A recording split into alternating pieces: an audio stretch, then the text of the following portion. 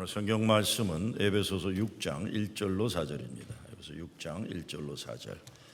우리 짧으니까 처음부터 같이 읽겠습니다. 시작. 자녀들아, 주 안에서 너의 부모에게 순종하라. 이것이 옳으니라. 내 아버지와 어머니를 공경하라. 이것은 약속 있는 첫 계명이니 이로써 내가 잘되고 땅에서 장수하리라.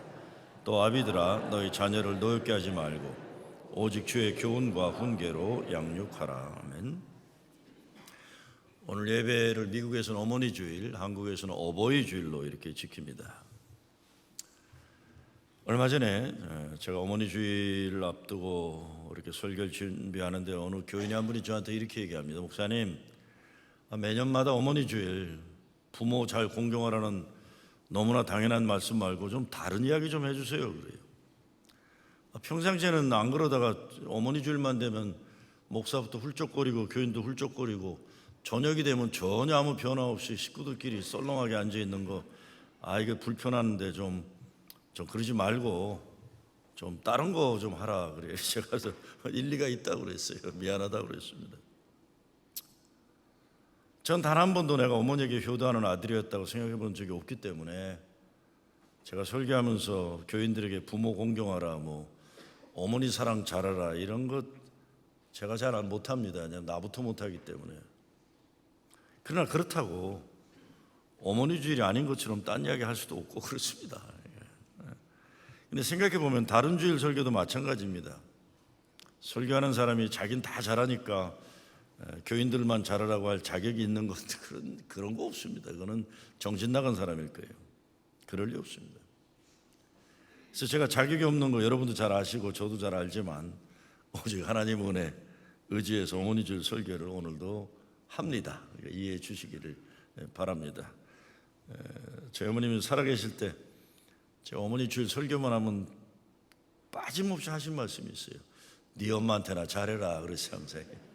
뭘 설교를 하려고 그러냐. 네 엄마한테나 잘해라 그랬는데 제가 우리 어머니한테 그런 얘기 아무 대꾸를 못했어요. 사실이니까요.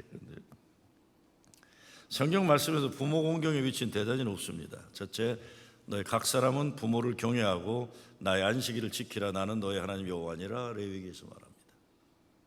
안식일을 지키는 수준과 부모 공경을 같은 수준으로 얘기하는 거예요. 그 부모를 경홀히 여기는 자는 저주를 받을 것이라 할 것이요 모든 백성은 아멘할지니라. 신명기 어마어마하게 겁나는 얘기입니다.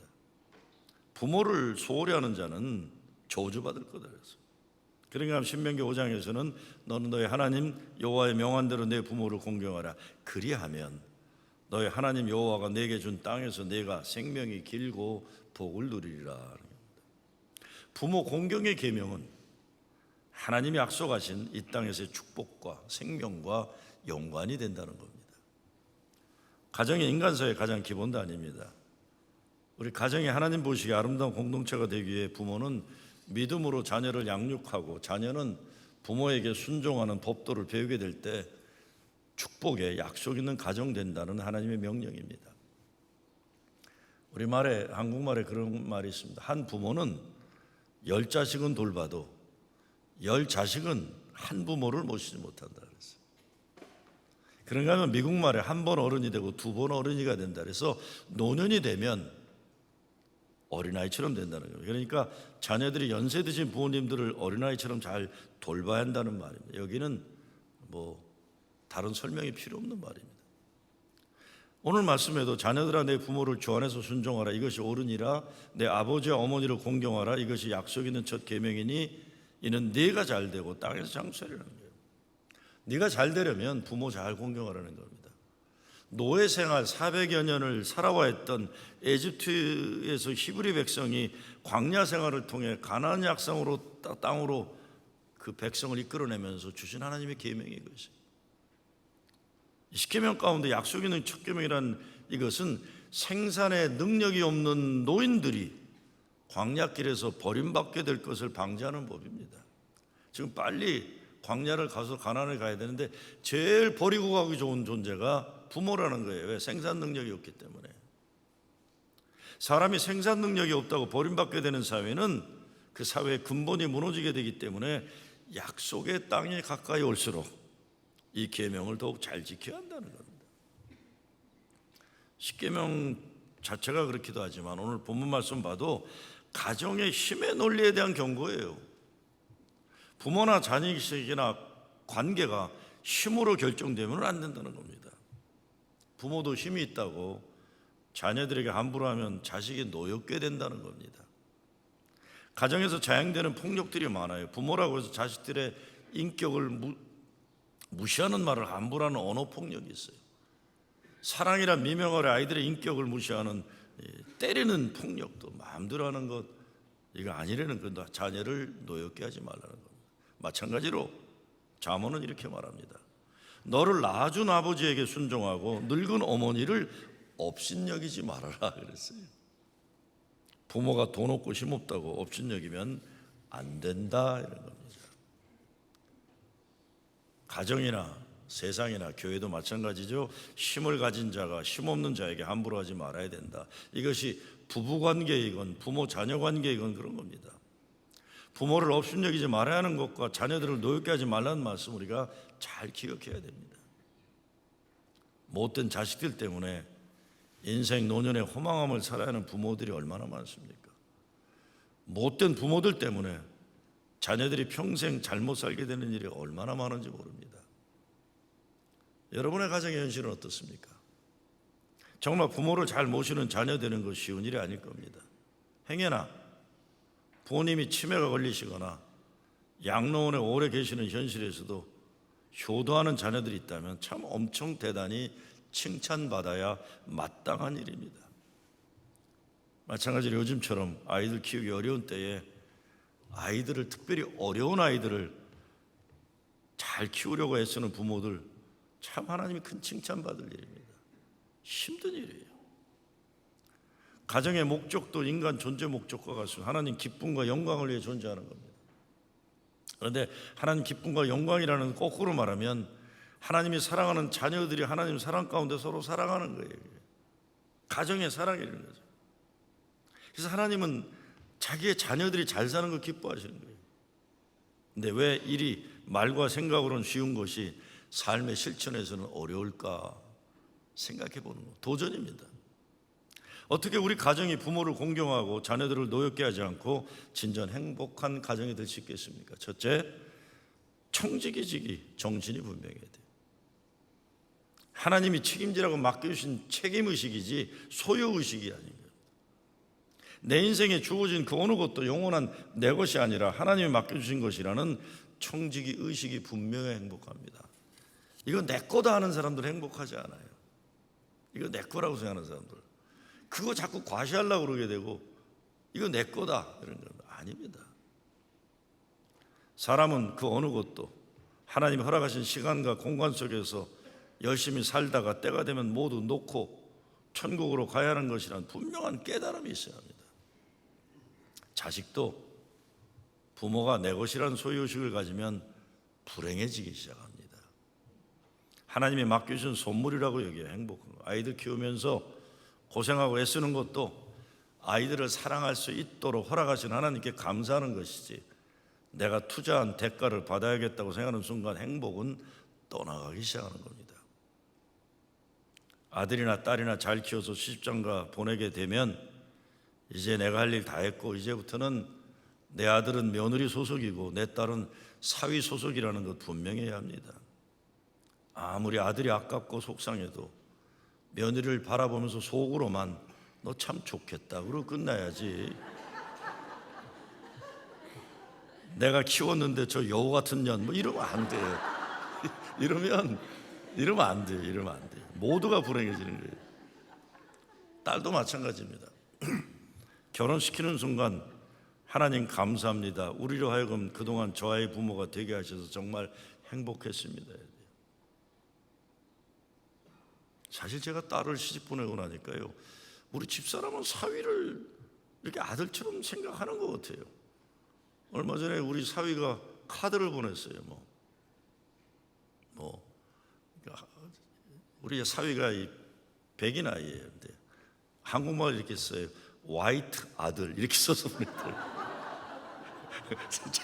근데 나는 우리 집 사람은 감동을 받더라고요. 나는 정신 나간 놈 그런 거 말하는데 난 진짜 힘들어요. 나는 딸 생각 때문에 사위가 힘들어요. 근데 우리 집사람도 안 그런가 봐요. 그래서 내가 근데 자기가 와이드 아들이라서 나도 좀 아이고 내가 잘해야겠구나. 얘는 아들이라고 그러는데 내가 애비 노릇해야 되겠어. 반성은 해요. 근데 이렇게는 안 돼요. 그러니까 저 아이 키우게 해주셔서 감사합니다. 아들이 장가 가면 하나님 저 아들이 이제 성경에서 말씀하신 것처럼 부모를 떠나 자기 아내에게로 잘 가게 해주시옵소서. 이게 기도에 행복한 거예요. 무엇보다 어려서부터 아이들 사람다운 사람으로 키워야 합니다. 예수 믿지 않아도 세상 가르침에도 사람답게 자녀를 제대로 키워야 하는 도리가 있는 겁니다. 맹자도 인간에게는 기본적인 본성에 사람을 긍휼히 여기는 측은지심이 있다고 그랬어요. 잘못을 했으면 부끄러운 줄 아는 수호지심이 있고 뭘 잘해도 남에게 공을 돌리고 자기를 낮추고 겸손할 줄 아는 사양지심이 있고 옳고 그름을 가릴 줄 아는 옳은이라는 시비지심이 있다고 하는데 인간 됨됨이를 가리켜야죠. 이게 쉽지 않아요. 교회도 보면 이런 기본이 없는 사람들이 너무나 많아요. 내가 얼마나 공을 받아야 되는데 왜 저럴까 저 아저씨가 이렇게 뭐 잘못하면 미안해야 되는데 난 잘못한 거 없다는 게 수호지심이 없는 거예요. 남이 어려움이 있으면 긍휼함을 갖는 측은지심이 있어요. 그런 게 없어요. 아픈 사람 더 아프게 하고 상처에 소금 뿌리는 사람들이 교회도 뭐 많죠. 인간 됨됨이를 다시 가르쳐야 돼요. 요즘 사람이 사람답지 못한 일들이 너무 많이 언론에 나옵니다. 얼마 전에 보니까 미국에 이 보결 입학 사건이 터졌어요. 중국 부모가 650만 불을 주고 딸을 스탠포드 대학에 입학시켰다. 650만 불. 100만 불, 200만 불씩 주고 인류대학에 아이들을 뇌물을 써서 보낸 거예요. 그 아이들이 행복할까요? 인류대학 나오면 뭐 하겠어요? 그런 아이들이. 참 한심한 인간들이 돈 많아 미친 짓들 하는 것들이. 총을 들고 학교에 들어가 어린이들, 청소년들을 죽이는 일이 쉬지 않고 일어나는데 총기 규제를 국회가 못해요. 인종차별하면서도 부끄러워할 줄 모르는 인간들 날로 늘어나요. 불법으로 국경을 넘어오는 사람들 총으로 쏴서 죽여야 한다고 소리 지르는 한심하게 못난 인간이 있는데 그 말을 듣고 대통령이라는 사람이 웃고 넘어가면서 야단칠 줄 모르더라고요. 이런 나라가 되어버리고 말았어요. 결국 모두 인간 됨됨이 자녀 교육을 잘못시킨 결과입니다. 또 이럴까 인간들이 이런 겁니다. 청지기 정신이라는 것은 모든 것이 하나님께 속한다는 마음과 믿음입니다. 자기 소유 주장하지 않는 거예요. 모든 것을 통해 하나님 기쁨과 영광을 돌리는 거예요. 하나님이 허락하시는 동안 내 몸도 그 시간과 공간 안에 살다가 때가 되면 떠나는 거예요. 지난날도 하나님 허락하신 선물이고 오늘 살게 하심이 감사하고 내일은 혹시라도 허락하시면 할렐루야 하루 더 사랑하고 감사하고 살게 하시는 은혜일 뿐이에요. 내 몸이 내 것이라고 생각하니까 죽는 것을 인생 패배라고 생각하는 거예요. 죽는 게 인생 패배가 아닙니다. 완성이에요. 우리는 믿음 안에서. 이것도 바른 청지기 정신입니다. 살아서 영광이요 죽어서 영광이요. 저는 제 인생 생각해보면 참 행복하게 살았습니다. 앞으로 하나님이 허락하신 이 땅에서의 삶의 기간과 내용 난 몰라요. 그렇지만 하나님이 이제 때가 되었다 부르시면 빈손으로 왔으니 빈손으로 가볍게 천국으로 떠나고 싶어요. 지난날도 행복, 지금도 행복, 앞으로도 천국에서 더 행복하지 않을 수 없어요. 우리는 하나님 주셨기 때문에 하나님 것이기 때문에. 두 번째, 죽어야 사는 진리를 우리 빨리 깨달아야 행복합니다. 부모들이 자녀들에게 공경받는 것을 강요하는 집안 행복하기 어려워요. 내가 너 키우느라고 얼마나 애썼는데 그거 듣고 고마워요 어머니 하는 애들 별로 없어요. 이제 그만하세요. 이제 한 번 더 하면 100번이에요. 이런 생각 버리고 자기 권리 주장을 죽여야 행복합니다. 그리고 정말 시부모들은 며느리한테 조심하세요. 이상하게 아직도 한국 사람들은 시어머니가 며느리를 함부로 해도 된다는 그 전제가 있는데 지금 시대 그러다가 동네에서 욕먹고 교회에서 욕먹어요. 그러지 마세요. 이건 온당치 않은 거니까요. 자식들에 대한 권리 주장과 보상받으려는 보상심이 다 내려놓아야 행복합니다. 대접받으려는 부모들 자식들이 억지로나 자라지 진심으로 자라지 않아요. 예수님이 자기 십자가를 지라고 그랬죠. 남들에게, 자녀에게 십자가 옮겨주라고 한 적이 없어요. 그러니 부모가 돼서 자녀들에게 무거운 짐 자꾸 쥐어주려고 하지 말아야 진정 공경받고 사랑받는 부모 될 수 있습니다. 제가 이런 설교를 하니까 몇 년 전에 어머니 주일인데 연세 드신 권사님들이 내 사무실에 쳐들어오셨더라고요. 울그락불그락 하면서. 왜 그러세요? 내가 알면서도 왜 그러세요? 그랬더니 이게 어머니 주일입니까? 며느리 주일이지. 그러니까. 목사님 너무하십니다. 우리가 뭘 그렇게 잘못했다고 시어머니들을 이렇게.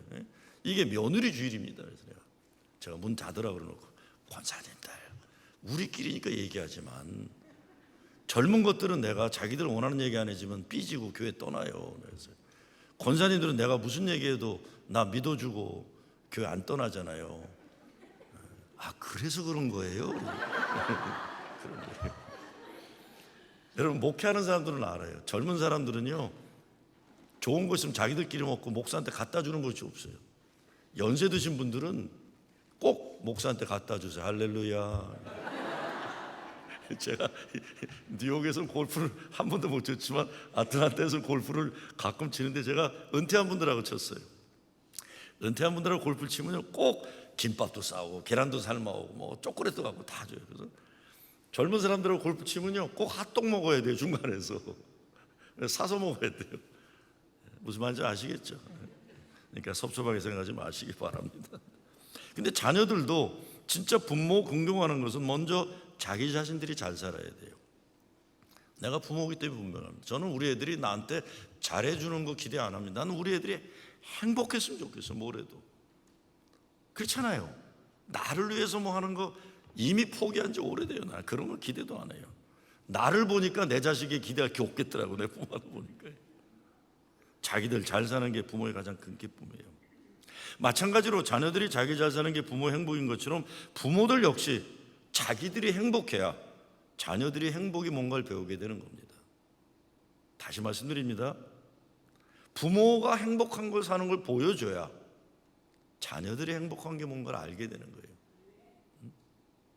물론 부모가 연로해지면 힘닿는 데까지 기본적으로 부모를 공경하는 건 당연한 거지. 이건 뭐 더 설명할 내용도 안 돼요. 안 하면 못된 인간들이죠. 그러나 부모가 자식들에게 부담되는 것, 당연하게 여기는 것, 서로 불행해지는 지름길입니다. 아직 건강하면 자식들과 살면서 서로 힘들게 하지 말고 독립해서 살아야 행복해요. 노인 아파트 들어가서 자유 행복을 누리는 겁니다. 만세 노인 아파트 가서 그래야 돼요. 혹시라도 자식들이 어머니 아버지 같이 사셔야 합니다. 울고불고 붙잡고 그러면 대부분 그것들 늙은 부모 부려먹으려고 그러는 거예요. 그것들이 돈도 제대로 주지 않으면서 엄마는 식모로 쓰려고 그러고 아버지는 머슴살이 시키려고 하는 나쁜 의도가 있어요. 그러니까 울고불고 같이 살자 그러면 의심하세요. 이것들이 왜 이러나. 물론 가끔 가다가 돌연변이처럼 진짜 효도하는 자녀도 있을 거예요. 그러나 그건 어쩌다가예요. 어쩌다. 보통은 다 못된 것들이에요. 자식들은. 속지 마세요. 아무리 그래도 노인 아파트에 나와서 다른 너희들과 재미나게 사세요. 괜히 젊은 것들과 붙어가지고 서로 괴롭게 살 이유가 없어요. 율법이 강요되는 곳은 행복이 어렵습니다. 복음이 많은 곳에 행복이 있는 것입니다. 제가 저희 어머니 돌아가셨지만 참 고마운 거는 저희가 보스턴에 있다가 시카고를 갔는데 저희가 어머니 집에 들어가 살아야 되는데 어머니가 싫다고 그러시는 거예요. 난 장남이니까 그래도 어머니를 모셔야 되는 부담을 가지는데 어머니가 싫대요. 그래서 엄마, 아니 왜 자식하고 사는 걸 자꾸 싫다고 그랬더니 야, 올해 3층 아파트가 있었는데 2층에 이제 교인들이 어머니 교회 교인 사는데 야, 내가 왜 니네들하고 사느라 고생을 하냐. 교회 교인들이 더 좋다. 그러니까 제발 좀 놔둬라 그랬네. 저희 어머님은 학교 공부 안 한 분이지만 젊은 사람들이 뭘 원하는 걸 분명히 아신 거예요. 신경 쓰지 마라. 난 교회에서 잘 알아서 한다. 나를 니들이 돌봐야 된다. 나는 니들 없으면 아무것도 못한다. 좋아할 자식이 어디 있습니까? 좋아할 자식. 혼자 사세요. 혼자 사세요. 세 번째, 마지막, 진정한 행복을 위해 헛된 행복에 대한 생각을 버려야 돼요. 결국 예수님 가르침의 가치관이 가정의 기본이 되어야 하는, 교회는 다닌다고 하지만 생각하고 말하고 살아가는 내용이 욕심투성이고 수단 방법 가리지 않고 성공하려고 하고 자기만은 이기적이고 세상 헛된 자랑으로 충만한 가정 절대 행복할 수가 없어요. 부모가 고생하는 거 자식들에게도 보여주고 부끄럽게 여기지 말고, 가난하고 배운 것 없어도 하나님 말씀 기본 정신이 가정에 살아있으면 결국 반드시 그 자녀는 하나님 축복하는 겁니다. 미국 16대 대통령이었던 아브라함 링컨의 아버지가 신발을 만드는 제조공이었어요. 하루 링컨이 대통령이 당선되고 나서 상원의원들 앞에서 연설을 하려고 하는데 그 중에 링컨을 무척 싫어하는 상원의원들이 있었어요. 벌떡 한 사람이 일어나더니 링컨이 연설하기 전에 자리에 일어나서 이렇게 말합니다. 아브라함 링컨, 당신이 대통령 됐다니 참 놀랍소. 그러나 당신의 아버지가 신발 제조공이었다는 것 잊지 마시오. 가끔 당신 아버지가 우리 집에 신발 만들기에 찾아오곤 했는데 지금 내가 신고 있는 신발도 당신 아버지가 만든 거요. 사람들이 킥킥대고 웃는 거예요. 조롱하는 거예요. 네가 대통령이지만 네 부모가 별별 일 없었다는 거예요. 링컨이 단상 위에 서서 눈을 조용히 감고 있습니다. 말을 하려고 눈을 뜨는데 보니까 눈에 눈물이 가득히 고여 있어요. 고맙습니다, 위원님. 위원님 때문에 한동안 잊고 있었던 아버지를 생각했습니다. 내 아버지는 신발 제조공으로 완벽한 솜씨를 가진 분이셨습니다. 나는 내 아버지를 능가할 수가 없습니다. 다만 아버지의 위대함을 따라잡으려고 지금도 노력할 뿐입니다. 내 아버지는 많은 부자들과 귀족들의 신발을 만드셨습니다. 여기 이 자리에 계신 분들 중에 내 아버지가 만든 신발을 신은 분이 계시는 걸 압니다. 만약 조금이라도 발이 불편하다면 말씀해 주십시오. 나도 옆에서 아버지의 기술을 조금은 보고 배웠기 때문에 수선은 해드릴 수 있을 겁니다. 최선을 다하겠습니다. 물론 돌아가신 아버지만큼은 할 수 없겠지만 여러분이 신발을 최선 다해 고쳐드리겠습니다. 장내가 물을 끼얹듯 조용해졌어요. 부끄러워할 줄 알았던 링컨이 신발을 만들었던 아버지에 대해 깊은 존경을 드러내니까 링컨을 조롱하던 상원의원들이 부끄러운 꼴이 되고 만 겁니다. 얼마 전에 뉴스를 보니까 그죠? 우리 교회 출신 박 누굽니까? 로드 스칼라면서 하버드 졸업했던 친구 얘기가 쭉 나왔어요. 제가 설교에 자랑스럽게 얘기하는 건 우리 교회 교인이기 때문에 얘기하는 게 아니에요. 언론에 인터뷰한 걸 보니까 자기는 프로싱에서 자랐고 부모가 신분이 안정되지 않은 소위 말하는 불법 체류자지만 부모를 존경하고 프로싱에서 자라왔던 삶의 이야기를 자기는 항상 자랑스럽게 했다고 되어 있어요. 자기의 자라온 배경을 부끄럽게 생각하지 않고 자랑스럽게 여기는 그것이 참, 그게 참 보기 좋은 거예요. 참 잘 키웠다는 거죠. 잘 키웠다. 자기를 부끄럽게 여기지 않은 그 이야기를 자랑스럽게 할 수 있는 그런 자녀를 키워야죠. 우리 자녀들을 하나님 말씀의 자녀로 잘 키워야 됩니다.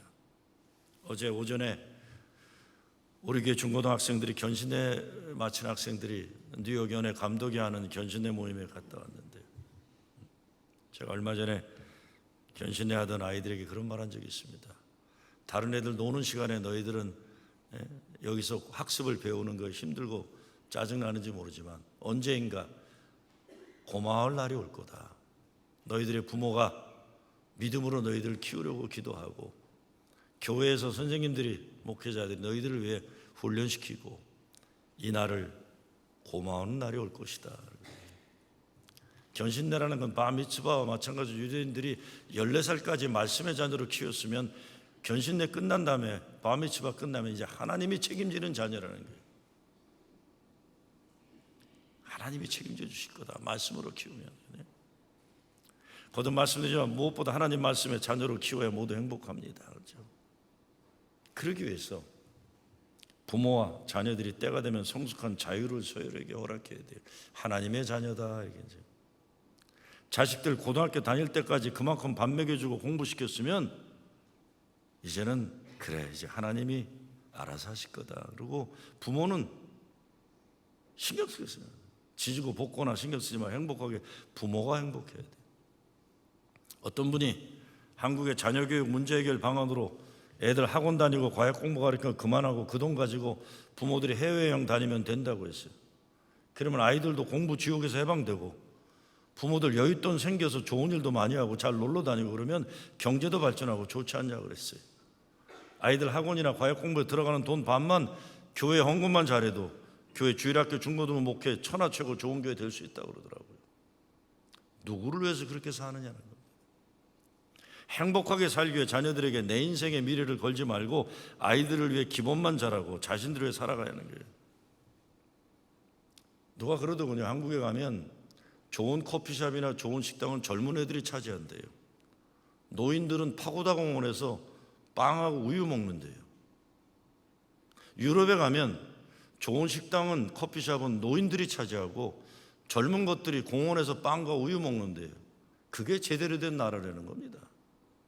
젊은 애들은 비싼 커피 마시고 좋은 식당에서 먹는데 노인들은 그냥 파고다 공원에서 빵이나 씻고 앉아 있는 거, 이건 잘못된 교육이라는 거예요.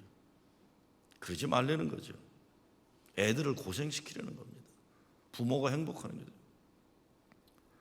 그 사람 말이 그래요.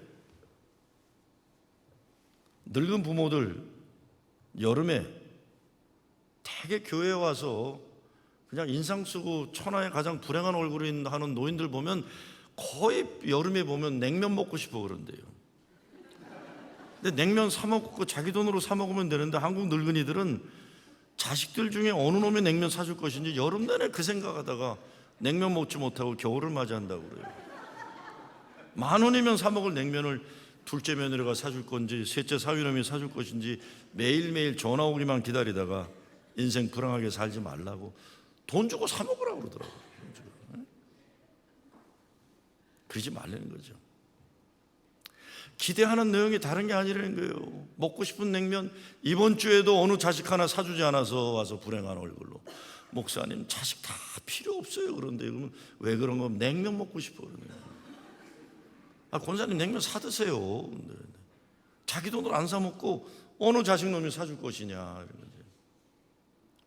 그러면서 하는 말이 젊어서 왜 다 자식들에게 돈을 낭비하고 늙어서 냉면 먹고 싶어 고생하느냐는 겁니다. 애들 과외 공부시키는 거 학원 하는 거 돈 저축해놓으면 노년기에 냉면 실컷 사 먹고 남는다는 거예요. 해외여행 크루즈 여행 다닌다는 거예요. 애들의 미래가 내 미래라는 생각 버려야 돼요. 자식들 그만큼 먹여주고 재웠으면 되었으니까 자신들을 위해 살아라. 애들이 자기들이 최고인 줄 알면 나이 먹어서도 지들이 최고인 줄 알아. 이것들이요. 부모를 생각 안 하는 거예요. 자식들에게 내 행복 맡기지 말라는 겁니다. 제가 사실은 학생 목회 시카고에서 할 때 가끔 시카고에 노인 아파트를 가고 그럴 때 보면 어떤 때 저희 교육원이 아닌 노인들인데 노인 아파트 로비에서 유리창 바깥으로 이렇게들 계신 분들이 있어요. 권사님 누구 오늘 와요? 그러면 목사님 우리 아들네 식구들이 손주 데리고 온대요. 그러면 언제 오는데요? 한 달 후에 오는 거야. 한 달 후에. 이게 시나리오를 보니까 그런 거예요. 아들 놈이 전화 걸어가고 어머니 제가 다음 달에 애들하고 갈게요. 그러면 어머니는 전화 끊자마자 밑으로 내려와서 기다리는 거예요. 그런데 10중 8구 그 아들 놈이 올까요? 안 올까요? 다음 달에 안 와요. 안 와요. 그러니까 목사한테나 잘하세요. 아들을 기대하지 마시고. 생각하면 속상하네. 저는 어떨 때 진짜 속상해요. 교인들 볼 때마다 권사님 왜 저렇게 힘드실까? 얼마 전에 제 아내가 아이들 문제로 이런저런 고민을 하기에 한마디 했어요. 냅둬. 이제 지들이 알아서 살 일이야. 난 일부러 정 띄고 있어요. 요즘에 일부러. 아무리 생각해도 가장 투자 가치가 없는 게 자식에 대한 투자예요. 정 띄고 있어요. 잘 들어보세요 여러분. 이거 중요한 얘기하는 거예요. 부모는 자식들을 위해 죽어라 고생하다가 죽고, 근데 자식들도 자기 자식들을 위해 죽어라 고생하다가 죽고, 자손 만대 죽어라 고생하다가 죽는 게 서로요. 거꾸로 한번 생각해 보세요. 부모가 행복하게 사는 걸 보면 나도 저렇게 행복하게 살겠다. 애들이 그렇게 되는 거예요. 우리 부모는 우리 때문에 불행하게 저렇게 고생하는구나. 그러면 나도 불행하게 고생하게 되는 거예요. 거꾸로 냉면 사 먹고 칼국수 사 먹고 쌈밥도 사 먹고 삼겹살도 사 먹고 커피도 좋은 집 가서 5불짜리 마시고. 왜 자식들만 그래요? 왜 그냥 밀가루 커피 사갖고 마시려고 그래? 그럴 필요 없어요. 나도 좋은 커피 마신다 이것들아. 니들이 먹고 싶으면 돈 벌어 먹어라 이것들아. 아, 저렇게 사는 게 행복한 거구나. 나도 우리 엄마처럼 저렇게 좋은 커피 마시면서 행복하게 살리라. 자식에게 투자 안 해도 되는 거예요. 고등학교 때까지만 학교 보내주고 먹여주고 기본적으로 옷도 좋은 거 살 필요 없어. 월마트 가서 사서 입히면 돼. 이것들 좋은 거 입혀봤자 부모는 월마트 입고 애들은 비싼 거 사 입혀. 애들이 고마워하지 않습니다. I guarantee you, 여러분. 애들 고마워하지 않습니다. 포기하세요 빨리. 내가 너 키우면서 너무 행복했다 고맙다 여기까지의 행복이에요. 내가 너 키우느라고 얼마나 고생했는데 훌쩍훌쩍하면 아, 우리 엄마 왜 저래 또 이렇게. 자꾸 내가 너를 어떻게 키웠는데 보상받을 마음으로 부모 공경 노래 부르고 후렴 부르고 또 부르면 행복이 떠나는 거예요. 엄마 1절만 해 이렇게 됩니다. 율법으로는 행복이 불가능합니다. 부모 공경도 율법이 되면 아무도 행복할 수 없어요. 어떻게 복음이 될 수 있어요? 성경 말씀대로 사는 거예요. 결혼하면 부모 곁을 떠나. 잘 가라. 굿바이. 그리고 부부들끼리 행복하게 사는 거예요. 노인 아파트였어요. 노인 아파트. 자식들에게 행복을 찾으려 기대하지만 부부끼리 잘 살고 혼자라면 할렐루야 혼자네 자유만만 독립만세 부르면서 뭘 또 살려고 했어요. 그냥 혼자 그냥 여행 다니시고 크루즈 다니시고 아 냄새 나는데 뭘 또 남자하고 또 결혼하고 그러죠. 혼자 사세요. 혼자 살아도 행복해요. 혼자 살아도. 괜히 정신적으로 둘이 있어야 행복하다는 전제 때문에 문제인 거예요. 이거예요. 그런 전제 가지 마요. 그냥 혼자 냉면 드시고 크루즈 아무도 없으면 그냥 혼자 가시고 없으면 뭐 어때요? 없으면. 다시 말씀드리면 부모 공경은 사람 사는 기본이에요. 그러니까 그거는 뭐 더 이상 말할 가치도. 그러나 율법 관계는 행복하지 못하는 거예요. 복음의 관계가 행복한 거예요. 전 정말 저희 어머님 저 고아예요. 이제 저도 고아고 우리 집사람도 고아인데 작년에도 그런데 저희 어머님 생각하면 고마운 게 그거예요. 우리 집사람한테 항상 부담을 안 주시니까 우리가 늘 미안해. 저한테는 뭐 진짜 부담을 목사니까 그러니까 늘 나는 불효자의 마음인 거예요. 불효자. 그러니까 어머니가 부담이 안 되는 거죠. 어머니를 더 모시고 싶은 거고. 어느 분이 그러더라고요. 하루에도 자식들 말 한마디 때문에 천당과 지옥을 수백 번 오간다고요. 자식놈이 말 한마디 잘해주면 천국에 올라가고 말 한마디 섭섭하게 해주면 지옥에 들어가는 기분이고 부모가 되어 자식들 말 한마디에 가슴을 맡긴다는 말. 저도 이게 무슨 말인지 알아요. 나 얼마 전에 깨달았어요. 내가 뭐 치사하게 자식들에게 내 행복을 맡길까? 싫더라고요. 그러니까 이제는 자식에게 여러분의 행복을 맡기면 안 됩니다. 프로싱 제일교회에다가 여러분의 행복을 맡기시기 바랍니다. 정말이에요. 여러분만큼 서로를 사랑하는 교회가 가족이에요. 가족. 교회가 가족이에요. 오죽하면 저 어머니가 3년 전에 화를 한번 내시더라고요. 제 생일날에 갖고 왔는데 어머니가 제 큰딸한테 전화를 했나 봐요. 소연아, 네 아빠 생일인데 니들이 이젠 잘해라 그런 거예요. 우리 큰딸이 우리 어머니에게 할머니 걱정하지 마. 여기 있는 할머니들이 아빠 참 많이 사랑해 그런 거예요. 할머니보다 더 사랑하는 것 같아 그랬더니 우리 어머니가 뒤집어지셨어요. 그 늙은 것들이 왜 내 아들을 나보다 더 사랑하냐. 근데 우리 딸이 보니까 우리 교회 권사님들이 나를 자기 친할머니보다 더 사랑하는 것 같은 거예요. 네? 근데 그 말이 사실이에요. 사실은 진짜예요. 우리 딸이 보니까 그렇다는 거예요. 아, 교회가 더 조금 더 저는 그건 과장된 게 아니라 그러니까 교회에다 투자하시기를 바라요. 무엇보다 노인이 되면은 사명은 딱 하나예요. 젊은 사람들 축복해 주는 거예요. 김영준이라는 사람이 사랑받는 세포는 암을 이긴다는 글에 이렇게 얘기합니다. 무엇보다 하나님의 이름으로 전달되는 복은 우리의 상처를 치유하며 영혼을 부욕케 한다. 축복은 우리로 하여금 하나님의 자비하심과 은혜의 세계로 이끄는 힘이다. 축복 속에 소망이 담긴다. 축복 속에 세상과 싸워 이기는 믿음이 있다. 나의 생애에 가장 영향을 미치는 사람은 잔소리를 늘어놓고 이것저것 훈계를 주었던 사람들이 아니라 나의 삶을 축복해 주었던 이들이다. 그러므로 우리의 삶은 그들의 축복으로 빚어진 결정체를 알 수 있다.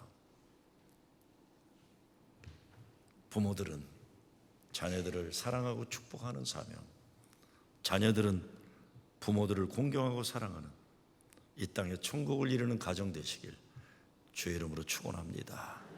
아버지 하나님 감사합니다. 부족하고 못난 우리들이지만 하나님 도우심으로 이 땅에 천국 이루는 가정 되게 하여 주시옵소서. 예수 그리스도 이름으로 기도드리옵나이다.